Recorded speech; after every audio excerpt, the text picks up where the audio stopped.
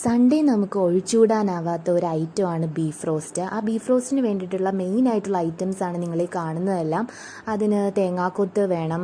ആ തേങ്ങാക്കൊത്താണ് ഇതിൻ്റെ മെയിനായിട്ട് ടേസ്റ്റ് കൊടുക്കുന്ന ഒരു ഐറ്റം. അത് നല്ലോണം വഴന്ന് വരുമ്പോഴത്തേക്കും സവോളയെല്ലാം ഇടുക.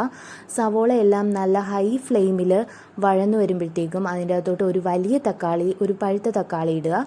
അതിനുശേഷം നല്ലോണം മിക്സ് ചെയ്ത് കൊടുക്കുക.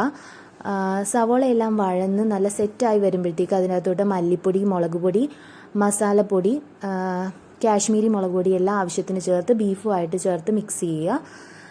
ശേഷം നമ്മൾ 3 തണ്ട് കറിവേപ്പില വെക്കുന്നുണ്ട്.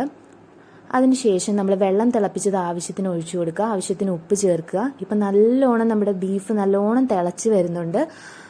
അതിന് ശേഷം നമ്മൾ ഇതിൻ്റെ അകത്തോട്ട് കുറച്ച് മസാലക്കൂട്ട് പൊടിച്ചത് ചേർക്കുന്നുണ്ട്. പിന്നെ കുറച്ച് കുരുമുളക് പൊടിയും കൂടെ ചേർത്ത് വരുമ്പോഴത്തേക്കും ഒരു 1 അവർ കഴിയുമ്പോൾ ബീഫ് നല്ലോണം സെറ്റായി വന്നിട്ടുണ്ട്. നമുക്കിത് ഇപ്പോൾ കാണാം. നമുക്ക് നല്ല തിക്ക് ഗ്രേവി ആയിട്ട് തന്നെ കിട്ടിയിട്ടുണ്ട്.